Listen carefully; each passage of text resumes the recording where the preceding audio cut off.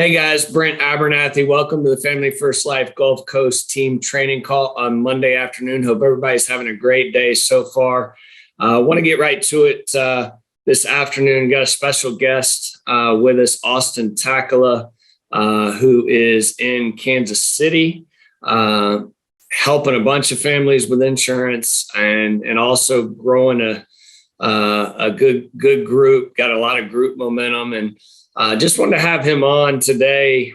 For a number of reasons, but first and foremost, from a personal production standpoint, fair to say, Austin, that the month of February wasn't your best of months, right? And right, you did not come anywhere close to doing the amount of personal production that you're capable of in the month of February. Right. Now, the month of March, you're going to end the month.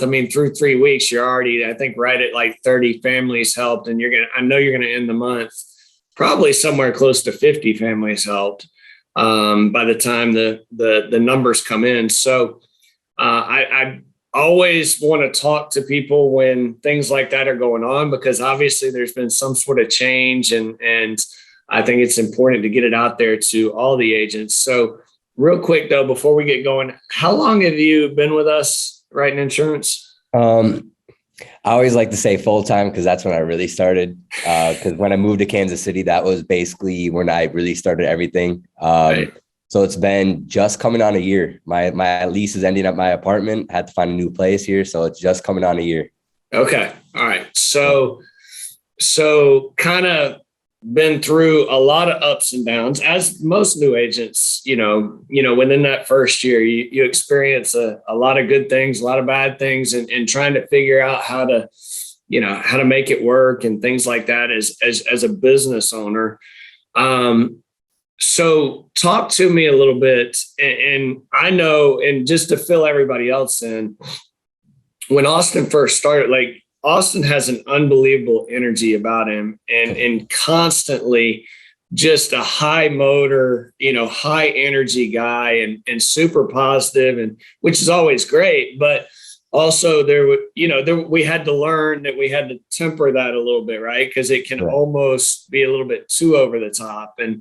And so I know you've made some changes on that type of thing, but what's changed recently, man? You go from helping 9 families in February to helping, like I said, you'll be close to 50 in March. What's changed that the men and women can maybe take and implement into their own businesses to help them? Just being sick of your situation. I know that you can do more. And the biggest thing that just really kind of clicked is being sick of where I was at, knowing that I could help a lot more families. And then the biggest thing is we're there for a reason. We're there to protect these families. So if I'm not the one out there to help them, I just feel like maybe it's selfish, but I feel like no one else is going to be able to help them as much as I do. Mm-hmm. So I want to be the one to actually go out there and help them. And actually, even if it's something very small, a small policy or a big policy, at the end of the day, that is a family, and each family's scale is a lot different. So just knowing that each family that I meet with and I help is protected, and seeing that in February, seeing that the numbers weren't there and the families weren't there, I'm like, I could do that in a week, what I did basically the whole entire month.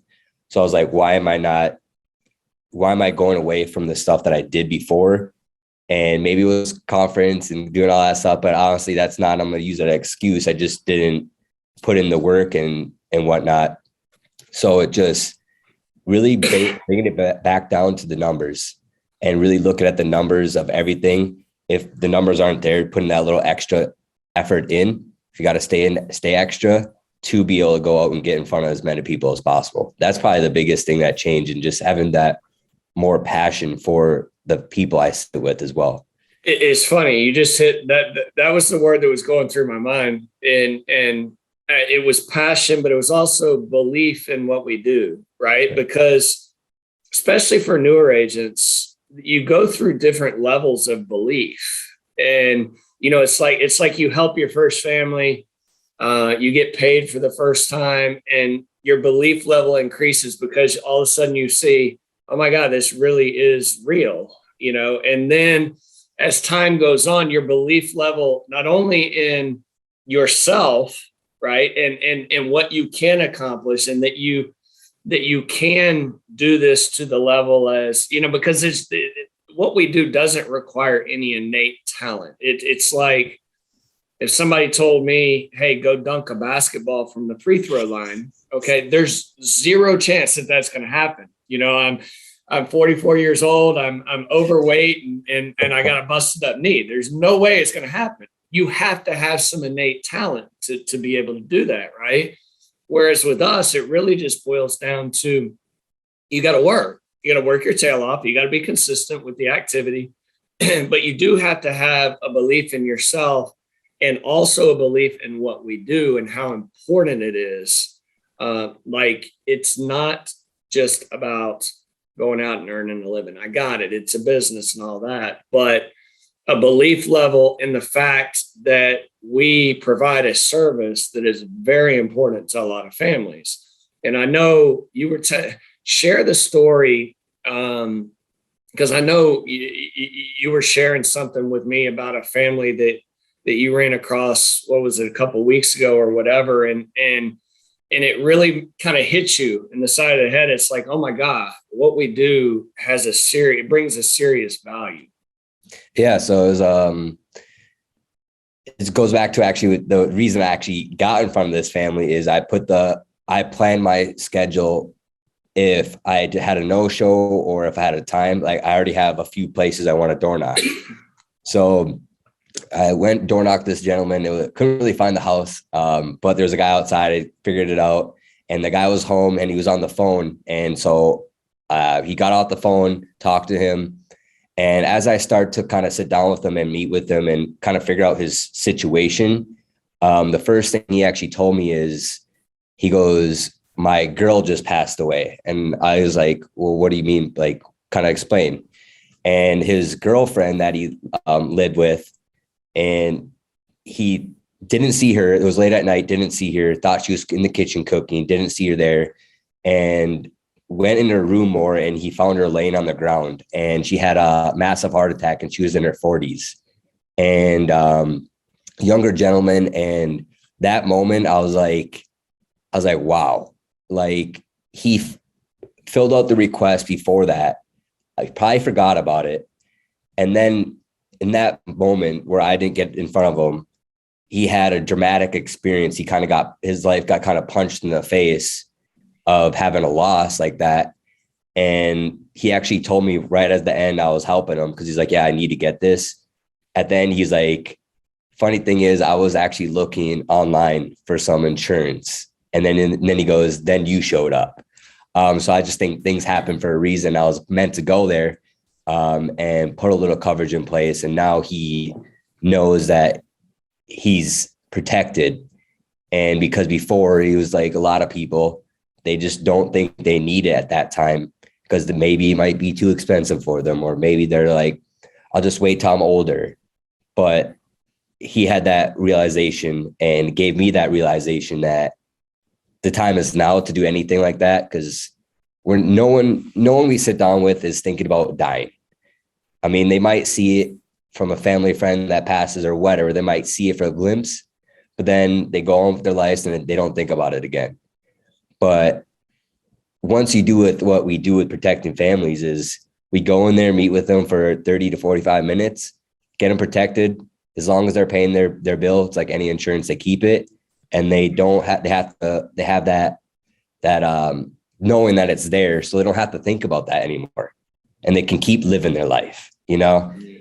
So I think that's kind of one of the coolest things to know that, but it was definitely a realization moment of just meeting him and kind of like everything I was doing, it kind of made that extra belief like click a little bit more. So.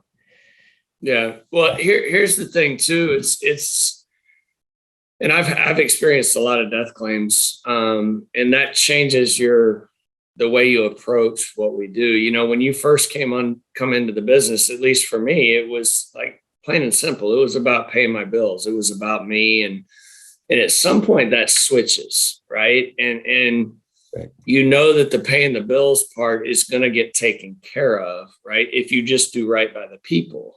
And I think it's important because I used to look at, and I don't want to put words in your mouth. I want you to kind of expand on this, but I used to, when I first started, look at leads as, you know, possibilities of money and the opportunities or whatever. But at some point it changed to now it's like, if we can get everybody to think of a lead as that's somebody in their own family and working as hard to get in front of that person, right?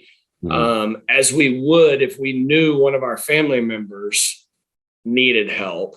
Right. I think that changes the game. Does that make sense? No, yeah, it definitely does. And yeah, when someone new comes on, and I know, I'm not gonna put the words in my mouth, but yeah, when I came on though, it's you look at it, you buy the leads, and you get mad if someone's not really happy on the phone or whatever, if they don't want to book with you, and then you get mad, and then you're like, well, these leads suck. But when you're saying that these leads suck, you're saying that whole entire batch of, say, 100 people, you're basically saying that all those families suck. And I don't think people actually really mean that. And if they actually saw some of these people's situation, and that's why with everything kind of just working harder, I've had people that I had a lead where I was like, oh, there's no way I'm ever going to talk to this person. Maybe I jot some notes on it, and then I've started keeping them now and then just getting back to them, because there's been people that were really rude to me on the phone. And then I work my way back like a week later to that lead, and they're more than happy to actually meet with me now, because we just don't know what these people are going on in their life. Maybe they just had a death in the family. Maybe they just got fired from their job. Maybe they're struggling for bills because it's the end of the month. So we don't really know what actually is going on in their family from a 2-minute phone call or a minute phone call with them. Mm-hmm. And it could have caught them at the worst moment ever. But actually thinking of like each lead is a family that needs our help, needs my help. That's where you start to kind of build that traction and start to actually move. And then your bills get taken care of themselves. Like those are okay. And then you start to realize like, holy, I have like a lot more money than I ever had. I'm helping a lot more families than I ever have. And then it just, as long as you keep that consistency, that momentum going, it just builds on. And that's the biggest thing is with people that I help too, is if I'm doing it, they're going to start doing it. If I'm not doing something, most likely they're going to start doing anything. Like moving forward and whatnot. So that's why that's another reason why I kicked it into gear to keep moving deep in the front. So yeah. And I'll get to that. I do want to get to that, but I don't want to skip over this too. Yeah.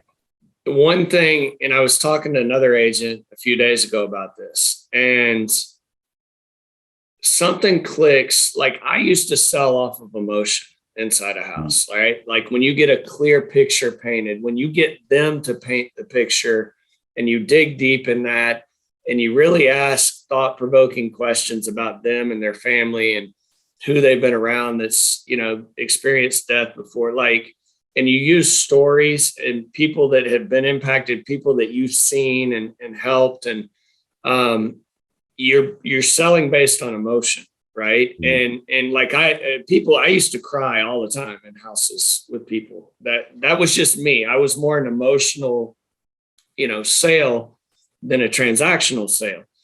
And I think when it's about the money, when it's about you, it can be more transactional, which isn't necessarily a bad thing. I mean, some people aren't an emotional type. It is what it is. You got to be yourself, but tend to have more success. I mean, this is an emotional sale. It's not like you're selling a car that they're going to use every single day. They're going to see it every single day, right? You're selling protection for their family that's going to go in a safety deposit box, or it's going to go in their safe, or it's going to go in their drawer where they keep all their important paperwork, and they're never going to think about it again, right? Yeah. it also helps policies stay on the books a little bit better when you do have that emotion tied to it, and that's what I hear from you is you're emotionally invested now in Yes. helping these people. You're not just flying all over the place, bat out of hell, right? And now you're emotionally invested in what you're doing.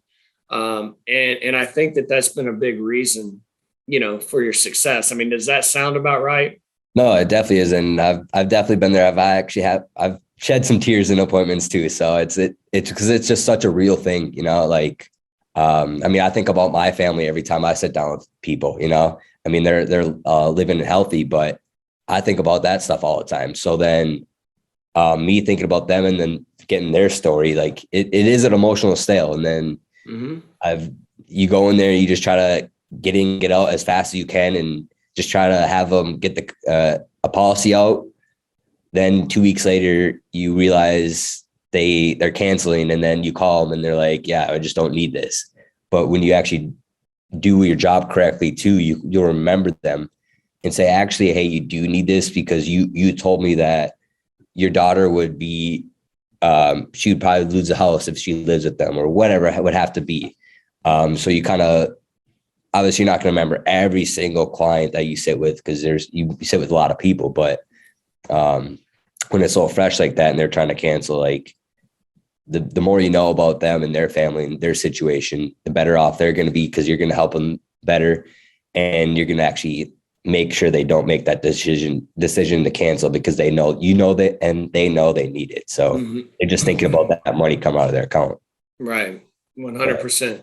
And you also started to touch on this too. I know you've got a growing group, right? Yeah. Your agency's got a lot of momentum. You got a lot of newer agents getting out there in the field right now. And, which brings on more accountability. It brings on more responsibility. Now you've got other people that are looking at you, and you mentioned, you have to lead from the front, and it's actually caused you to focus more on what you're doing in your personal production. And I tell people all the time, they say, well, should I be recruiting people right away? And I'm like, yes, but I don't know what to tell them, how to teach them, whatever. And I'm like, we'll take care of that. But it's in a weird sort of way, bringing people on board and recruiting people into what we do and giving them the opportunity. It actually ups your personal production as well. It helps you, it drives you, it pushes you, it challenges you every single day. And I can see that, coming to fruition with you, right? No, exactly. And it's even too with, I just think back of that family that I met with that door knock. It's like, if I wouldn't have did that door knock, I want to help that family first off. But me doing that door knock shows that everyone else that door knocks are possible. Like it's not just because it's a lead, it's a family. So as long as you get in front of them, and right behind me, so right here, and by end of April, that'll be my logo on that side. So, but yeah, it's leading from the front and just adds more passion. And I think it's cool being in the business with like Ty and like Evan. I know those guys very personally because I went to high school with them, and it's like seeing what they did, and it kind of raises my skill. Like, all right, I'm going to do what they're doing because they're building a great agency themselves. And then now they're going to help me. And then I'm going to help myself kind of get to that point of showing other people that it is possible. Just find passion in it. I mean, if someone is in here more transactional, it all comes to a point where it will change into passion because you start to realize what's going on. And just leading from the front though, they definitely are pushing me a lot more because if they're doing better than me, I'm like, well, I can't let the someone that's newer do a little bit better, but I would love them to do better than me. Yeah, that pushes me more. So that's the thing. It's fun, It's fun and it's cool too because like you've been in the business, like you know where some of the minefields are, right? Yeah. And it's like you can walk through the minefields and put your footprints through the minefields, and you can tell them, look, this is how easy it is. As long as you work, this is how easy it is. Just follow the same footprints, right? And to see it click for a new agents and to see them realize, oh my God, I can do this. This is that easy if I follow these steps.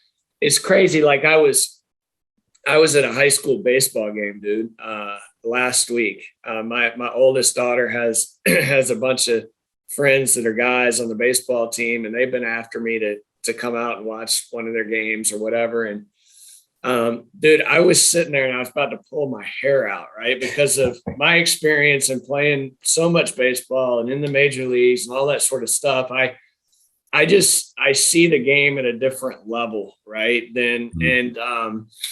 Just because of an experience thing.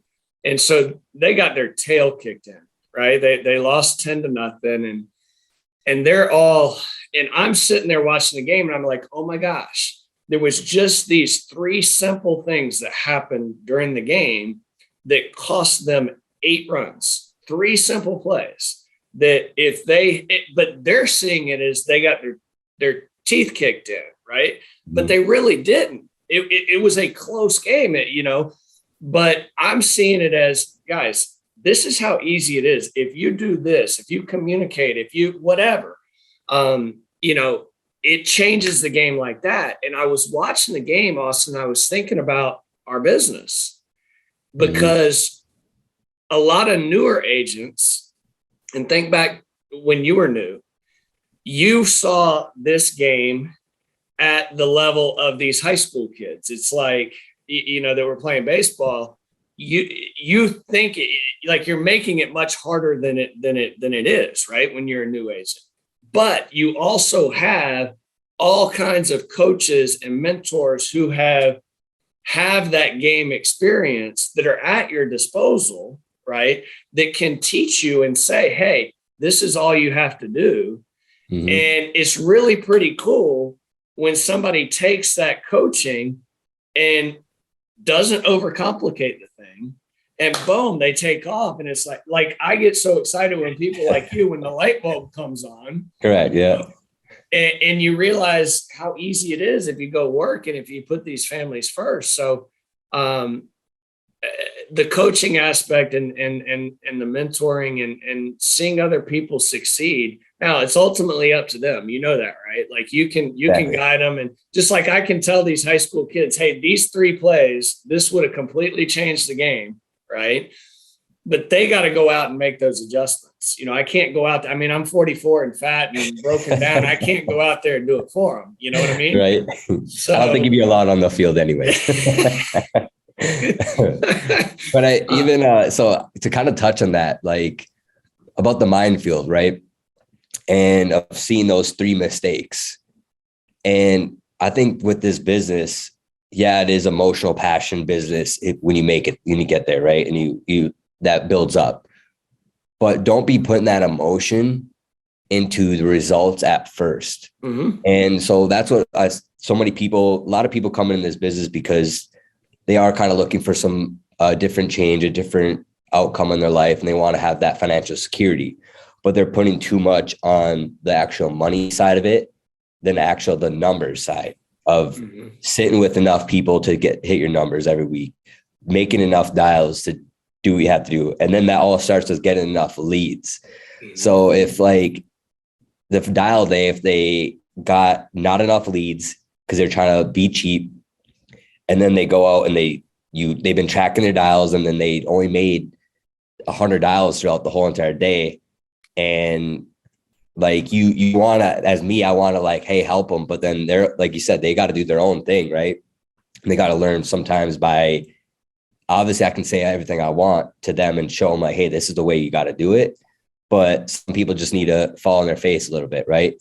But when you start to break it down, it's like, hey, like, and then they go out in the field and they have 3 appointments, and then they don't work or they don't make any sales. And then they thought they worked those 3 days, the whole entire day. But when you really break it down, they probably worked like, say, 6 hours in those 3 days.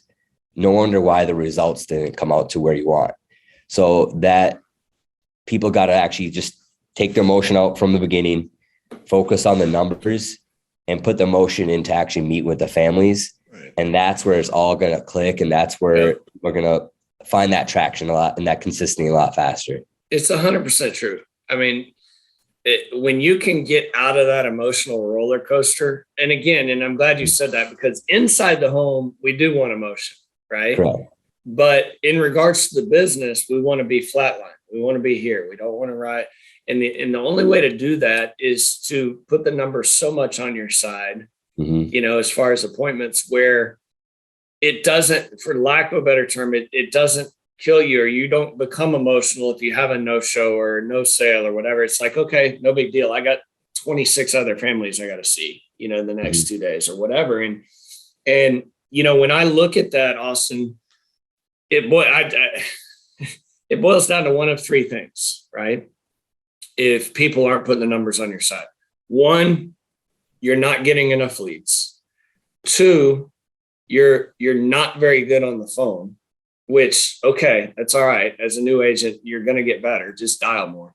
But three, and this is the one that people, I think more often than not, it is, I challenge people to look at their dial day. What does their dial day look like?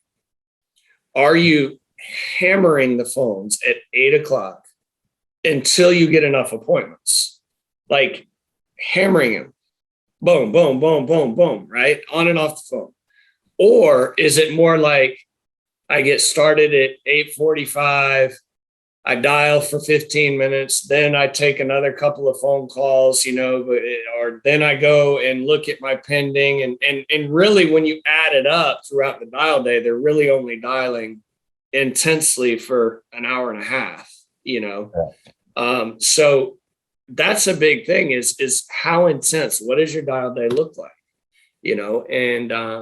Because that's what sets up everybody, new agents especially, they're always worried about in-home and, product and all that sort of stuff. And it's like your dial day is what sets up your success, plain and simple, No, exactly. And it's, you gotta just let the ego down, and really do look at that and say, hey, if the results, if there are putting emotion into the results right away, but if they're not where they're at, they gotta humble themselves and go out and find someone that actually is doing something and ask more questions. And I'm more than happy to talk to anyone. Even there's some people that dial here that aren't within our agency, and they ask me questions. I'm more than happy to help them out. But the people that come in and they're doing that, they're playing some games on their phone and taking time, and they're thinking they're here all day, but they took all day to dial. And then they get them being mad of the outcome. But if they're not really, they come in and they think they're the professional. And obviously you play professional baseball, and I wouldn't go to you and say we're on the same team of baseball, and I'm not going to walk in like I know what I'm doing and never ask any questions. I would ask those questions because you've done it, you've been there, so you know what to do, right? Right. And so it's just kind of, you can get to that point very fast. It's not a very complicated business. And as long as they're doing everything and they can just ask the questions of the bigger stuff and hey, why does this keep happening? Well, if you actually hop off on live dials and put yourself on mute, and that's obviously scary for some people, but that one little 30 minutes or hour that they do that is going to change their trajectory. Yep. And it just people, I've definitely had moments where I had to let go of the ego and humble myself. So, and it's not easy. And I've definitely, going back to the dial days, I looked at, I don't know if Android does it, but Apple, you can look at your screen time. And I wanted my screen time, the one that takes up the most battery, to be my phone. So it'll say it takes up in the last week, it took up X amount of percentage of your battery. I want to have that one as the most, and not maybe a game or an Instagram or a Snapchat. If that is your biggest thing, is the phone, or even maybe messaging but it should be the phone because that really doesn't really get anything and you can't really anyways. But that's really gonna where you start to like take the emotion out of the business and your personal life, and you start to just do the stuff that you're supposed to do when you say you're gonna do it, because that's where it's gonna get to go. But yeah, it's just you gotta really put the numbers in your favor of every single thing and just write it down. And actually, funny thing is, you were talking to Evelyn the other day on the other last Monday of writing your stuff down and going away. Like in February, I didn't really do a whole lot of anything that was, it's going to help me. Right. But now I've been starting to write down even of every morning, write my goals down. Some like very short term, like what I want to do that day, what I want to do. But also I've just been writing big goals. So I'm always kind of keeping those in my head. And that's kind of keeping that emotion out of, if I'm not, the results aren't exactly where I'm at, I'm still keeping the bigger stuff in. And every little road bump or speed bump in the road and the path, like it doesn't matter because there's a way bigger goal that's out there.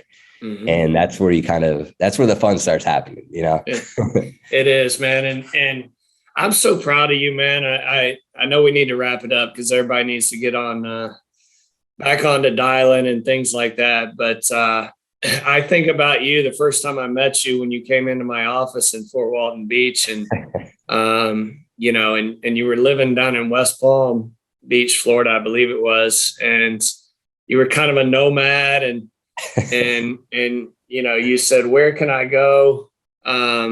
Where can I go to get my business started? And I said, you know, you said, I'm not tied to West Palm Beach at all. And I said, well, why don't you go to Kansas City and help grow this thing with Ty?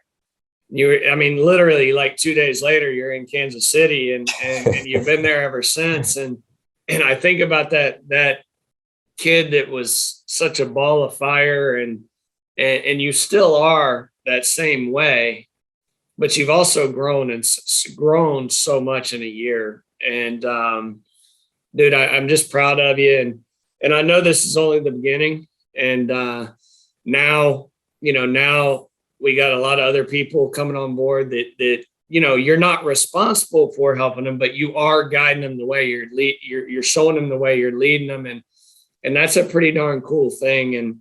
And just proud of you, dude. I look forward to the rest of the year. I know you're going to help over 400 families by far, and, you know, be a Hall of Fame producer this year, and, you know, get your agency up to helping 150, 200, 250, 300 families a month this year. And I appreciate you getting on and sharing with the men and women. Okay, bud? Yeah, thank you so much for that. Absolutely, dude. I look forward to the rest of the year. You guys have a good rest of the day. And let's get on the phones. Let's make sure we are dialing all day instead of taking all day to dial, so you can take the emotion out of your business. You guys have a good rest of the day. Talk to you later. Bye.